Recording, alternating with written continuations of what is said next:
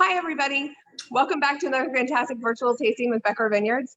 I'm here with you coming from our Main Street location. My name is Rebecca Nelson. I'm the wine club director here. And today we're on our second part of our vertical series of Jolie rosés. So not last night, on Monday night, you guys had the 2017 Jolie. Tonight, we're doing the 2018 Jolie rosé. So I hope you've got that swirling in your glass and are ready to go. Tonight on the broadcast, we of course have Jon Leahy, our winemaker. We also have Dr. Joseph Becker, and we have our general manager, Bret Perrenoud. Before I turn it over to you guys, I just have a quick little thing.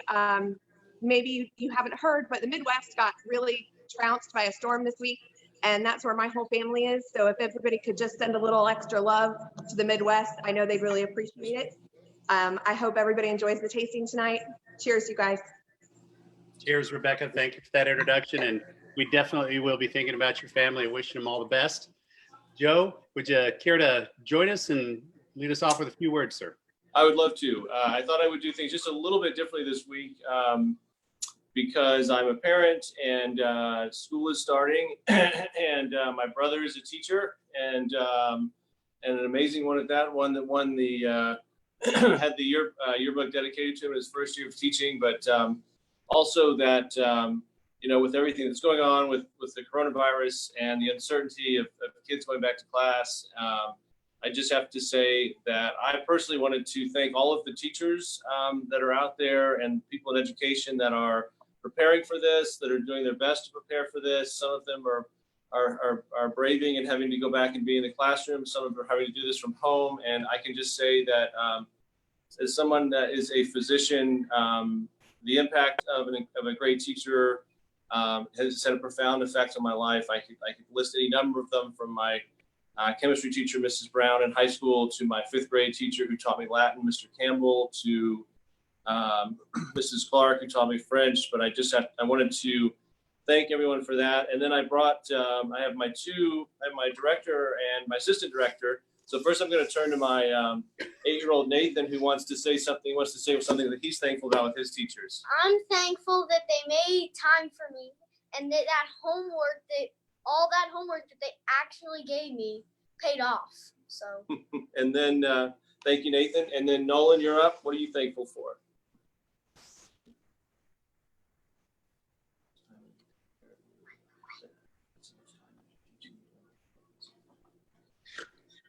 They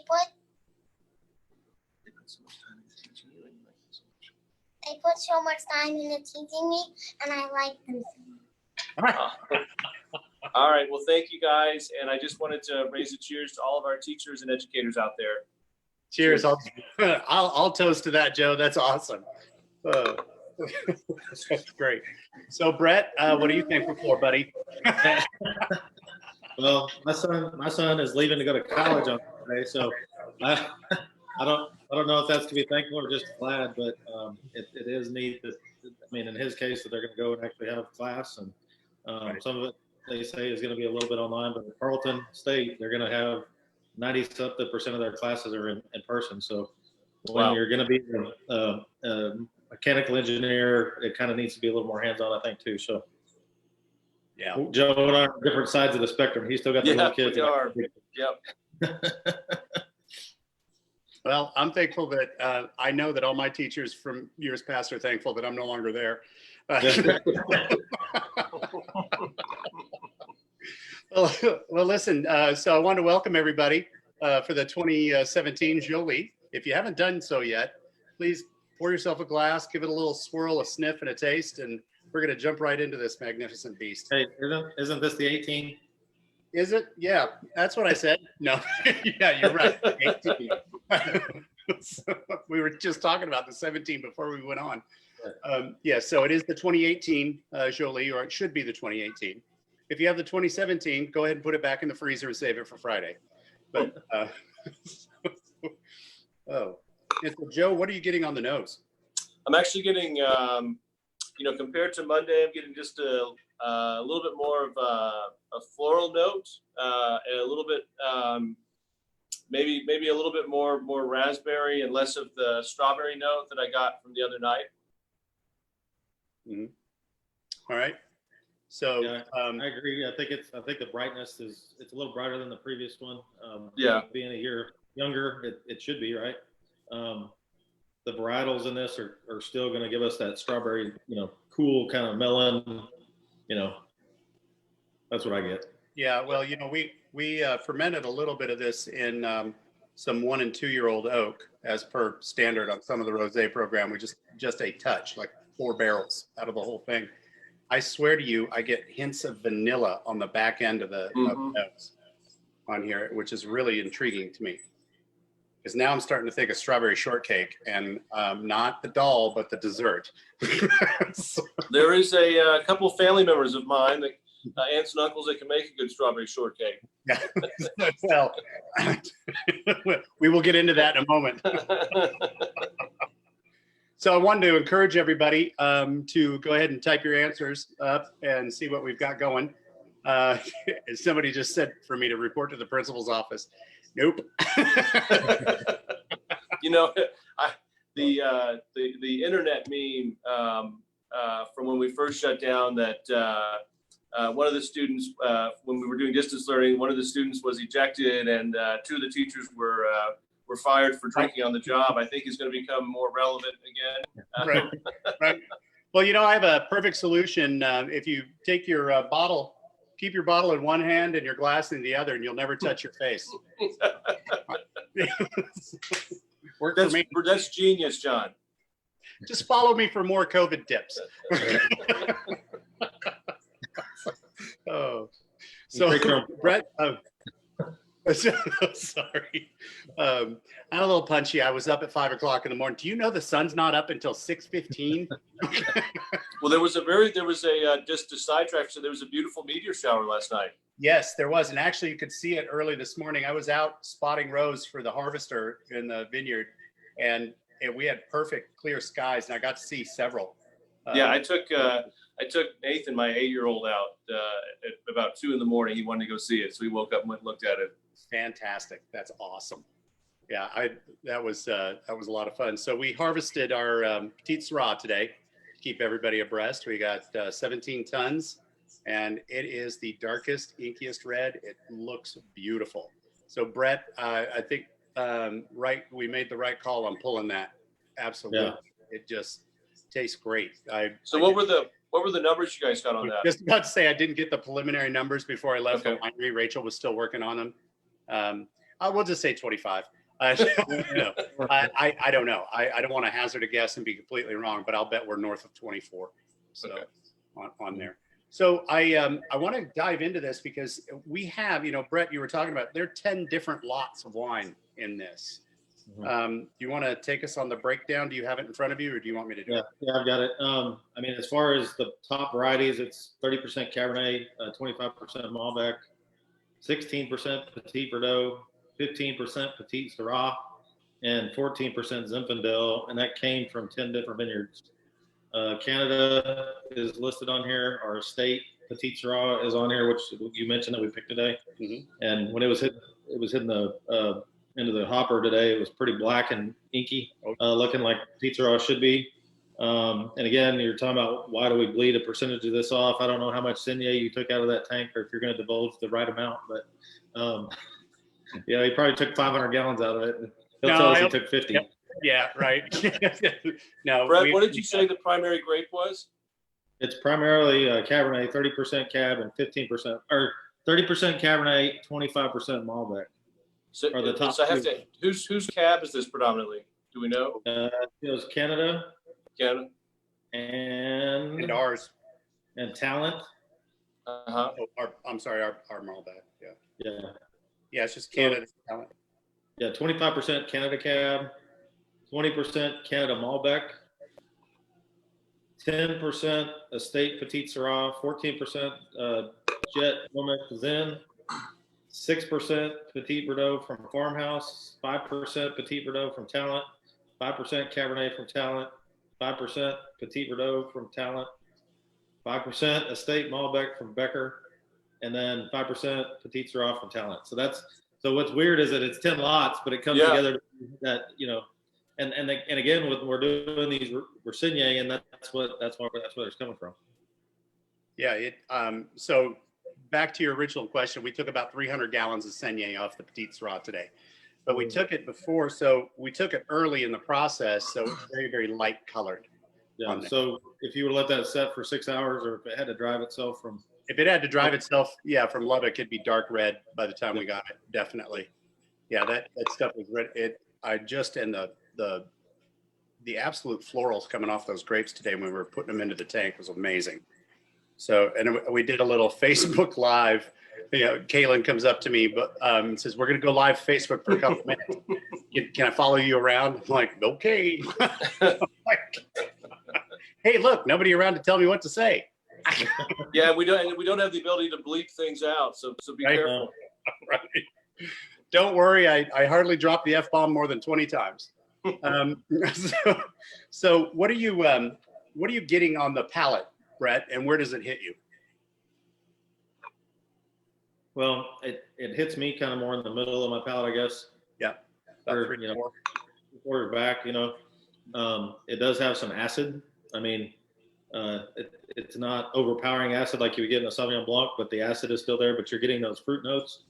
And again, I think Joe's kind of spot on about the strawberry note that it has. And I think if you get that, and again, we can talk about strawberries and how ripe they are when you eat them and how overripe they are. I think it's like that mid-range ripeness. It's not one of those kind of green ones that you eat that isn't all the way there, and it's not over the top yet, but I just think it has that, real nice, ripe strawberry note flavor. Mm-hmm. Joe, what are you getting, sir? Unfortunately, I wasn't able to decant mine as early as I wanted to, but just to mention something you alluded to earlier, as it's been sitting here in the glass, the vanilla note in the kind of mid to back palate is incredible. It's kind of creamy, and it adds a little more of a finish, I think, than the one we had on Monday, and that's kind of interesting to me. We got to keep it on the down low because Chef's been missing a bunch of vanilla beans out of the larder. So, yeah, I'm really surprised. There's a floral note that I've been going back and forth about, not quite being able to identify, and that's one of the things I love about wine. Every once in a while, I get stumped. It's like, what is that? And it's very intriguing. It's a very pleasant, but more of a dry instead of a sweet floral note for me, and I can't quite determine what it is. It's not quite a citrus flower, and not quite like gardenia or anything that perfumey. Not lilac. No, definitely not lilac or violet, though it's probably closer to violet. It's almost a powdery, like a powdery perfume. Mm-hmm. It's a really nice nose to me. And, Bret and I commented before we went live that, you had not tasted this, Bret, since we bottled it. And I think this is the first time that I've tasted it since it went into a bottle. So it got bottled a little over a month ago. And so this, for us, this is brand new. So we had a little bit of 2018, a little bit of 2019, and we decided to bottle them at the same time to run them through the year. So we'll run the 18 and then the 19 in there and make way for the 2020 if and when we get to that end of the spring. But the 2018 to me is just brilliant. And if you guys want to save this wine for Friday, go ahead and pop the leftover bottle in the freezer, like we discussed on Monday. Just do it. It'll be fun for you, I think, to get them all out of the freezer and try them side by side on Friday when we do the 2019 as a little aside on there. Well, and I think the one thing too, since we bottled them at the same time, they're the 19 and the 18. We keep alluding to this little thing that we're doing from 19 to 18, and I think we could put them side by side and sell them at the same time because I think they taste so different. Yeah. And stylistically, we're shifting a little bit to a lighter approach on maybe this on this, and going to shift a little bit to the heavier stuff. Mm-hmm. The distribution wine. And again, I think we have a method to that madness. I don't know if it's correct, but I think what's interesting to me when I taste this, after I breathe out, there's a ton of flavor that's coming out right there. Mm-hmm. And it's really, to me, that's where it's pleasant, is that after you take that swallow and you breathe your next breath, all these flavors come flying out of this thing. And I think from the 5 main varietals that are listed on here, mm-hmm. It's interesting to me that you're getting the Cab, the Malbec, the Petit Verdot, the Petit Syrah, the Zin notes, but it's not the heavier notes from them like you would on those Right. red versions. It's like the softer versions of them. It's like the lighter versions. Definitely. Yeah, no, I wholeheartedly agree. Yeah, but that's the beautiful thing about rosé and making it, because you get to deal with those lighter notes that we sometimes lose in the full expression of the red wine. They're certainly there. They combine with other things, and sometimes they're overpowered. But by taking that out, either saignée or direct press to make that rosé, you definitely get that expression in there, which is really it's brilliant. And I don't ever understand when somebody says, "Oh, rosé." No, I'm a red wine drinker, and I'm like, so am I. It doesn't mean you can't enjoy a rosé. So, I mean, in our state, when it's hot like this is, right. as we've joked about on earlier podcasts, this is a phenomenal by the pool wine. It pairs well with food, but it's also just cold, delicious on its own. Absolutely. I get mad at my house because I just look at these bottles sitting there and they just go empty. I don't know what the deal is. Huh. Where's it going? That's Yeah, an annoying thing. Did you look on the bottom here where the little hole there? It might be leaking. Yeah, always, Yeah, always. Somebody said, why does John keep saying freezer? Well, Mr. West, the reason I keep saying freezer is that's the part of the refrigerator that gets below zero. So I encourage people, if they want to save a bottle of wine, I know Bret's just like, stop it.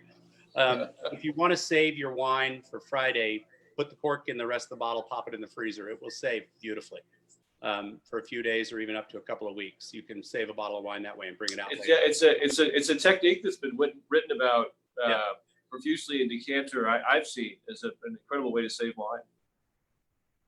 Yeah. This is somebody was just commenting about much darker than both the 17 and the 19. And yes, it is. Some of the saignée we took off. First saignée, some of these lots we took 2 saignés. First saignée at the time of harvest, second saignée 24 to 36 hours later. So we got a little deeper color in there. So yeah, this we get in trouble for having too dark of rosés there at the Becker vineyard. Yeah. They like it. They like the salmon color. And if you have your other pack and you're looking at the 19 and how light that is, that's a lot of times what we're shooting for. But I remember back a long time ago that the first year that I was there, the rosé got a little too dark, and I remember Dr. Becker came in and said, "I think, boys, this is too dark for what it's supposed to be. I want it salmon."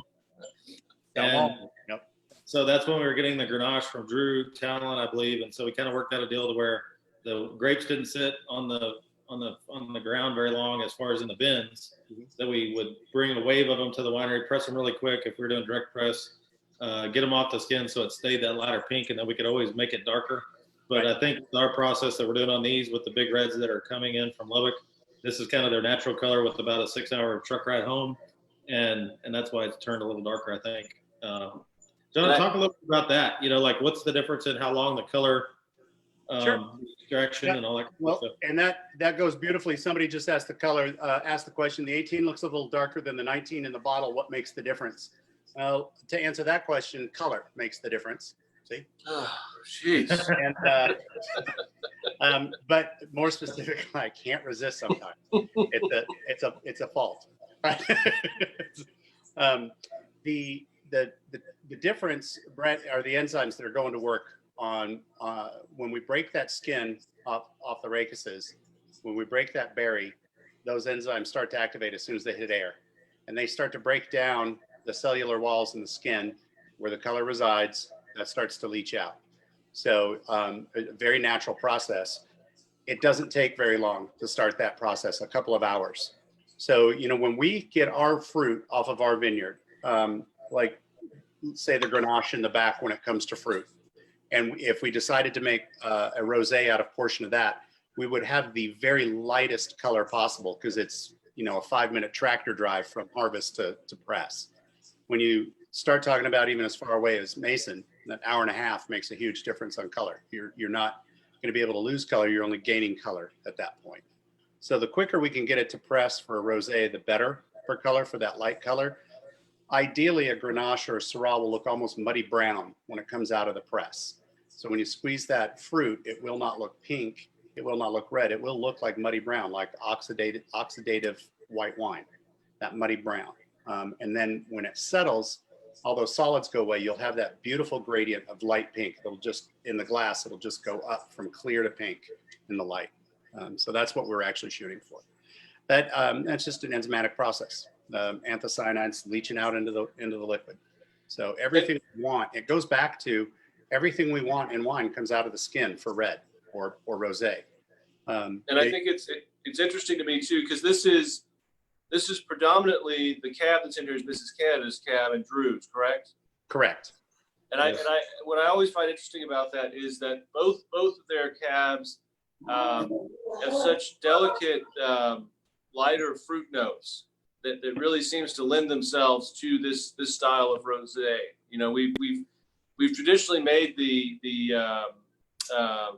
Tavel style of rosé, Provençal, but you get a very similar effect, I think, with these unique Cabernets that we can grow in Texas.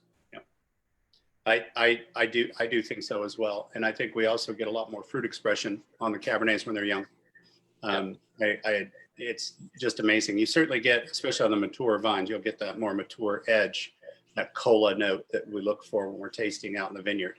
And, you know, Bret and I were going through the vineyard a couple of days ago, and I was remarking on that Cabernet in the back and the Merlot both, that those cola notes are starting to come forward. So that's what I look for before harvesting. So somebody Well, just go ahead.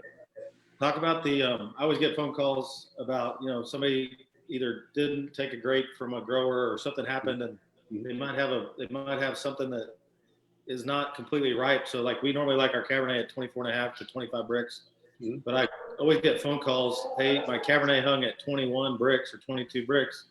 Y'all can just take that and make rosé, right? Nope. Right. No. If it's not ripe, it's not ripe. It's quite plain and simple. No. I know there are people out there that will take some wines at 22 to 23, 22 bricks, and they say, we're going to make a rosé out of this portion of Grenache at 22. Good on you. I think the vegetativeness in it is not something that I enjoy. There's certainly good wines that have been made that way. I won't go so far as to say you're not capable of making a decent wine. I just think you're talking about phenolic ripeness there. So yes, you can be phenolically ripe at 22 or 23 bricks. But right? Generally speaking, bricks, the degrees bricks is a measurement of soluble solids. Of that, about 94% of that is sugar. So that's how we equate bricks to sugar to ripeness. That, the other factor there that I look at is pH. pH is a bigger tell at that point for me. And sure, and remember last year, Bret, we had some fruit that hung out there up in the high plains quite a while, and I said, fine. It had reached a certain peak sugar and then came back after some rain, but the pH crept up. I was perfectly happy of getting it in with that, and it worked well. I will not condone taking an phenolically underripe grape for any purpose, unless it's Pinot Noir, Pinot Meunier, or Chardonnay. It's 17 to 18 bricks, and your last name starts in a French syllable that nobody can pronounce, and you're in the middle of Champagne. So that would take out the whole Irish winemaker in the Texas Hill Country, German Hill Country. Well, I'm very fully capable of making Méthode Champagné. I did it for 3 years. We just need about $850,000 worth of equipment, okay? And Bret and I need to go to Champagne to research it for a little bit. For a month. A month. Yeah. And I need to go and oversee this trip. Yes, absolutely. Absolutely. What characteristics do you think we could expect from the current harvest? Well, that's a question. And there are a lot of characters out there in Texas during this current harvest. I've met a few. This harvest is awful currently, people. So, I'm just telling you from the standpoint of, the fruit quality is there, but there's hardly any fruit on a lot of these vines. Right. It's pretty disheartening. We got to have a 17-ton harvest off our front vineyard, and there's been some of our growers in the high plains that could pick for 2 days or 3 days straight and never turn the machine off, and they won't get that many tons off their vineyard. So this is going to be a challenging vintage. So the question, I think saying disheartening is a little better. It's not horrible. Yeah. It's just disheartening. Yeah. No, it's horrible. I'm saying it's horrible. Yeah, so we know. We know who's the question that I would have for running day-to-day business. What? If the question I would have for either of you would be, if this is going to be with what we got, this is going to be very similar to 18, where we get a lot of skin concentration, a lot of fruit concentration with what little we have that's there. I think I guess what we're seeing, John's going to get them in the winery, and then he's got to make wine from them. But what we're seeing in the vineyards is that we're having a very rapid ripening. Yes. We're picking Tempranillo in the hill country at the same time we are on the high plains. That's a month apart normally. It should be a month apart. And we're picking, there's just varieties and it's bouncing all over the place. But I don't think the quality is going to be bad. I think the quality is going to be pretty excellent because like the reports we got today, we're barely into the middle of August and the Tempranillo in Lubbock is 25 bricks. And it's very, very ripe. But again, the challenging part is it ripe because of dehydration, because it's been so hot? So it's been 103 degrees. And the reason why we decided to pull the Petite Sirah in the front vineyard was when we drove through there, we were seeing physical damage to the actual grapes themselves. It wasn't to the point it was spoiling or ruining, but we would have gained nothing by waiting until Monday. We would have just been going backwards. We'd have been going backwards and risking bunch rot, sour rot. So, but when it hit when it hit the tank, it looked awesome, and so it did. You couldn't have asked for better. It was like, wow, this is not the grape we just looked at yesterday. Yeah. Coming off of there, when that harvester started running over it this morning, it was just brilliant. So somebody asked, do they ship the wine in a chilled environment when we get it from High Plains? And yes, they do. Oh yeah. And I think that's been one of the, and I apologize, my sound went out for a second. Maybe you guys were talking about that, but I think, Bret, that's been one of the fun things you've been having to coordinate this year is with the smaller harvest is, when do we get a refrigerated truck? When do we use a smaller truck? In terms of taking grapes, I know that's been a nightmare for you. Well, and historically, when there's big 20-ton lots coming in and we pick full loads, 20-ton, 20-ton, 20-ton, that's pretty easy.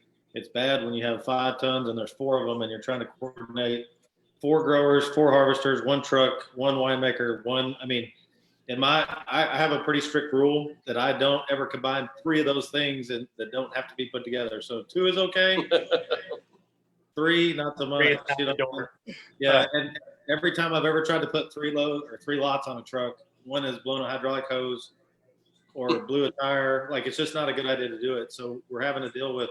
But again, these guys, every one of our growers has been amazing with trying to make it work for our schedule. And the other night we were picking at the Bingham Vineyard at the same time as we were picking at Jets. They knew what their allotment was for tonnage. Unfortunately, we gave one of them 12 tons and the other one 8 in the truck, and one of them made 5 and the other one made 3. Is that right, John? 4.5 and 2.5. Yeah, so it was a total of about 8. Yeah. And then I look at the trucking bill and go, gosh, like that. But again, we have to kind of play that game. And when they're talking about the refrigerated trucks, about how the grapes get down here, it's obviously a lot better for our grapes to ride down in a refrigerated truck than it is on the back of a flatbed. And it's also the difference of 103 degrees at daytime versus trying to run it home at midnight when it's 65 up there or 70 and 85 down here. Right. Well, and people are asking about shriveling and does the extreme heat this week and next week affect the quality of the grape here in the hill country? Well, of course it will. But for me, it's, when we get above 95 degrees, the grape, the process of ripening or putting on carbohydrates stops because you're in stasis. You shut down your metabolic shutdown completely on the vine until it cools off. Same thing can happen in high winds. It stops respiration. So we normally, when we would see that big exchange of CO2, O2 in the evening and stuff, we don't get it till later. We start losing acid because it's not, and that's the extreme heat starts dropping acid quickly. And so your pH will go up. Yeah. And I think the extreme heat also has another effect that not people realize.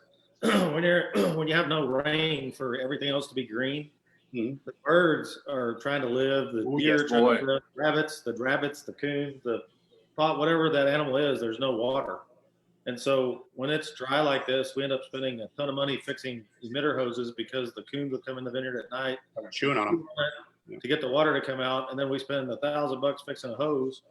And then the birds, obviously, there's nothing else for them to eat because it's dry. So they see this little green oasis, and here they come. So you'll see bird netting a lot in the hill country. And They don't have that problem in Lubbock because there is no trees. At least That's not true. I found a tree out near Plains once. Well, again, in Lubbock, in the town of Lubbock and in Brownfield, there's tons of bird pressure, but typically at our vineyards where they don't have any trees, they see some birds, but nothing like what we would see in the hill country with our white parrot habitat that has creek bottoms. So we're going to invite about 1,000 people in with some chainsaws and just start on one end from Johnson City going all the way through to Fredericksburg. No.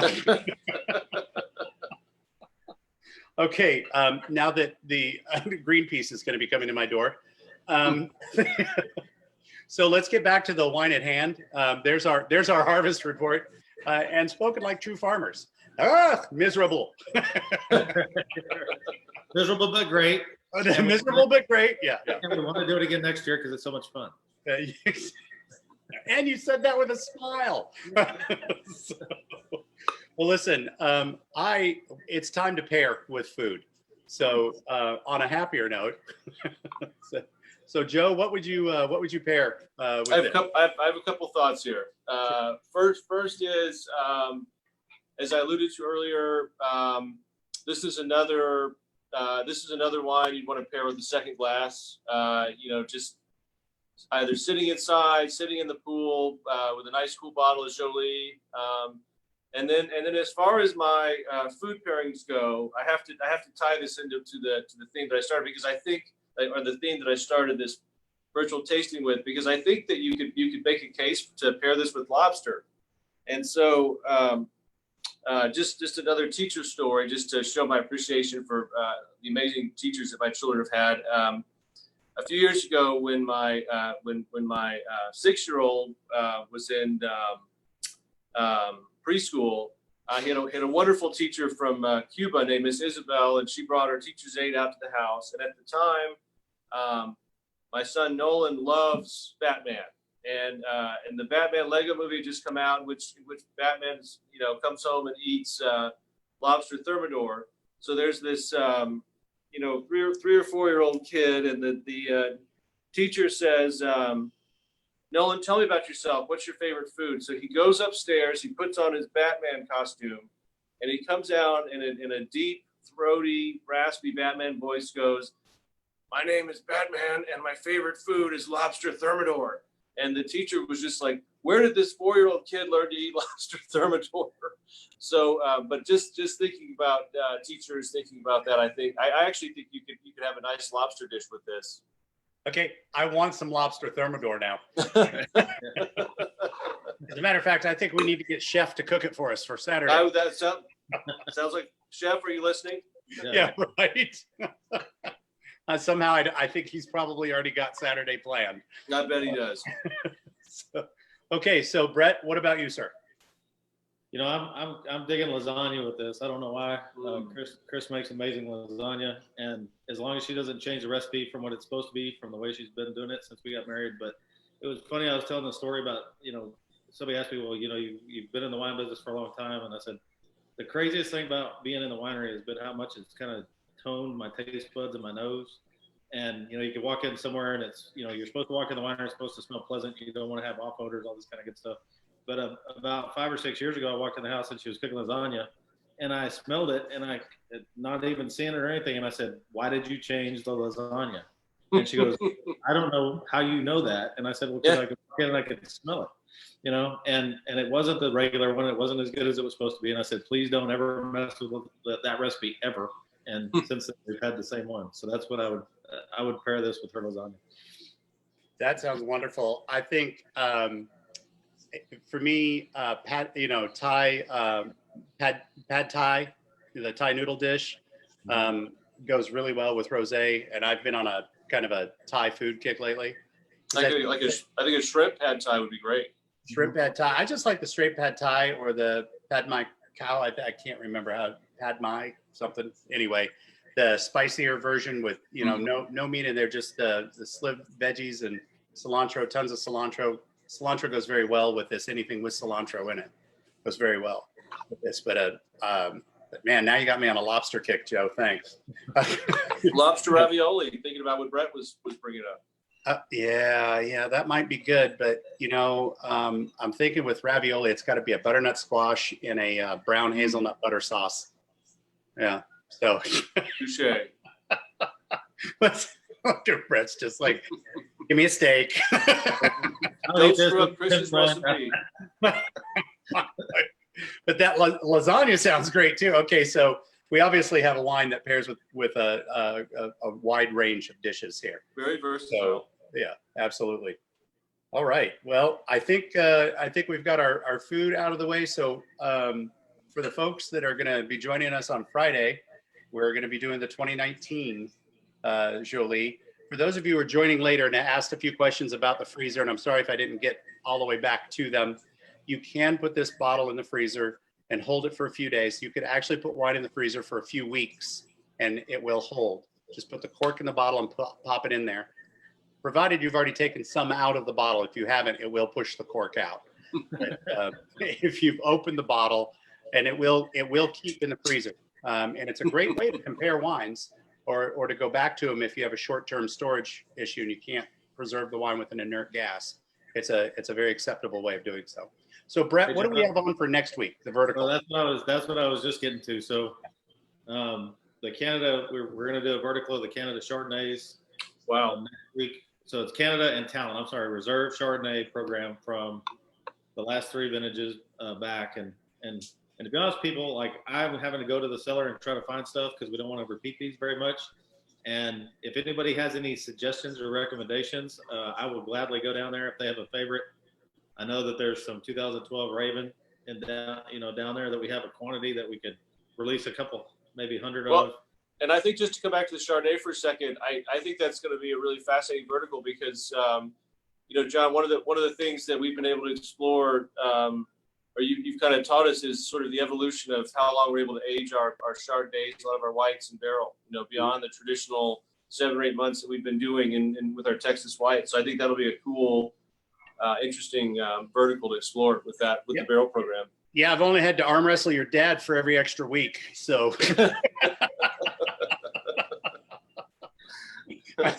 I know he's not listening. No. Well, and I think as far as after that Chardonnay vertical, that's going to be very neat to try through those vintages. Oh yes, it's going to be awesome. And the follow-up week, I think we have Diastate picked, and one other one Rebecca would have to remind me, but today we were debating whether the 11 Canada would go in there or the 12 Raven. And don't hold me to any of this yet because I have to confirm quantities on these. But if somebody has a favorite wine and they want to see it, and we can go down and get it, send your recommendations in on your comments, and we'll definitely look at them tomorrow and see if we can make some of that work. Absolutely. So for those of you who are in our wine club and have a vested interest in the wine club block wines, if you have some vines with us, we are taking sugars, and tomorrow we will be picking the wine club block of Petite Syrah. So that's happening tomorrow. The Sangiovese is still more than a week away vis-a-vis numbers, but we will give you an update when that comes along. So tomorrow morning, we're picking our Syrah in the front vineyard. That will be the end of the front vineyard harvest. And then we'll be moving on into the Petite Syrah Wine Club block right after the Syrah. So provided I don't go crazy. Yeah, we'll share it. We'll share it live so that they don't have to come look at it. Yeah, there. Come on down. This weekend was supposed to be hands-on harvest. Right. So normally we would be doing hands-on harvest on Saturday, but obviously we can't. So we're gonna have to do virtual hands-on harvest. Yeah. So I'm looking forward to that Petite Syrah. It was tasting great this afternoon. So we'll get into that tomorrow, and then we will certainly let you know. Those folks who have the Sangiovese vines, we'll let you know about that. For those of you who don't know what I'm talking about and are interested, you can give our wine club a call or email. Rebecca or Angie or Kaylin will be happy to take you through that idea of what it takes to be a vine sponsor. There's my hard pitch sale. Am I doing okay so far? Yeah, so it only costs as much as a new Volvo 90 SUV, so it's real cheap. It costs about as much as a half a tire. It's $150. Yeah, right. Yeah, maybe. Yeah, right. The tire stem. Okay, so for everybody joining us this week for the Jolie so far. I hope you've enjoyed. Keep that wine for Friday if you wish. If not, drink up tonight with a great meal, a good friend, and we will join you on Friday for more of the same for the 2019. So here's Cheers. Cheers. Good health, great wine.